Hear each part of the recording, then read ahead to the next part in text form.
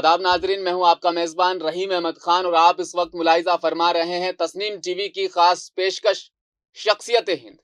ہندوستان میں کہیں عظیم شخصیات نے جنم لیا ہے، ان میں سے ایک فاروق عبداللہ بھی ہے، جو ہندوستان کی جنت کہے جانے والے اسٹیٹ کشمیر کی عوام کے سب سے پسندیدہ سیاسی لیڈر مانے جاتے ہیں۔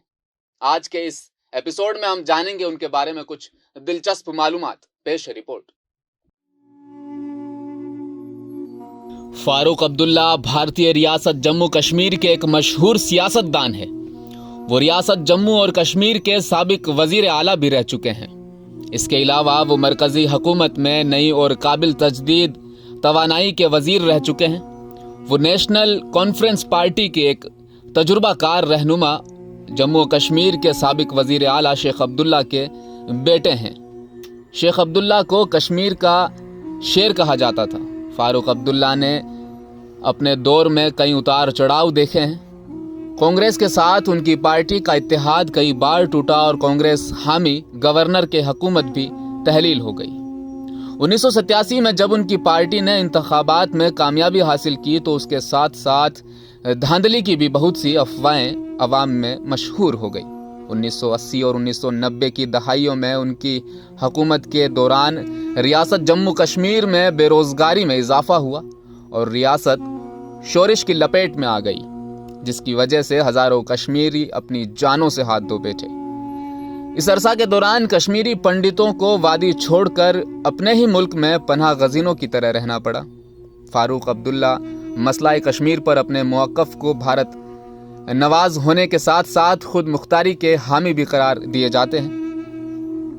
اپنے بچوں کی شادی ایک غیر مسلم خاندان میں کرنے کے بعد وہ ایک خود ساختہ سیکولر کی تصویر انہوں نے زمانے کو پیش کی۔ ابتدائی زندگی کی اگر بات کریں تو فاروق عبداللہ شیخ عبداللہ کے ایک نامور قوم پرست رہنما تھے، ان کے بیٹے ہیں۔ انہوں نے 1930 اور 1940 کی دہائیوں میں جموں و کشمیر میں جاگیردارانہ ڈوگرہ راج کے خاتمے کے لیے انتھک محنت بھی کی۔ ان کی تعلیم سری نگر کے شیخ باغ لال چوک میں واقع CMS میں ہوئی۔ یہ ایک اسکول ہے۔ ان کی والدہ کا نام اکبر جہاں بیگم تھا۔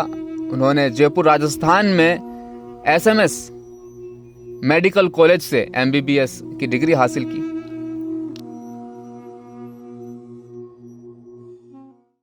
ناظرین، ان کے سیاسی کریئر میں کئی دفعہ الزامات بھی ان پر لگائے گئے، تہمتیں بھی ان پر لگی اور اتار چڑھاؤ بھی ان کے سیاسی کریئر میں دیکھنے کو ملا۔ تھوڑا اور قریب سے جانتے ہیں۔ پیش ہے یہ رپورٹ۔ 1980 میں 7ویں لوک سبھا کے لیے یہ ممبر منتخب ہوئے تھے۔ 1982 میں جموں و کشمیر قانون ساز اسمبلی کے لیے انہیں منتخب کیا گیا تھا اور ریاست کے وزیر صحت بھی یہ بنے۔ 1983 میں دوسری بار اسمبلی پہنچے اور وزیر اعلیٰ بھی بنے۔ 1987 میں تیسری بار اسمبلی انتخابات جیت کر دوبارہ وزیر اعلیٰ بنے۔ 1996 میں چوتھی بار اسمبلی انتخابات جیت کر ریاست کے وزیر اعلیٰ بنے۔ یہ ایک بہت بڑا ریکارڈ ان کی زندگی کے ساتھ جڑا ہوا ہے۔ 2002 میں پہلی بار راجیہ سبھا کے رکن بنے۔ 2008 میں 5ویں بار جموں کشمیر قانون ساز اسمبلی کے رکن بنے۔ وہیں 2009 میں دوسری بار راجیہ سبھا کے رکن منتخب ہوئے اور 2009 میں ہی وہ لوک سبھا میں دوسری بار لوک سبھا کے رکن بھی بنے۔ 2009 میں ہی لوک سبھا میں جموں کشمیر نیشنل کانفرنس پارلیمانی پارٹی کے لیڈر بنے۔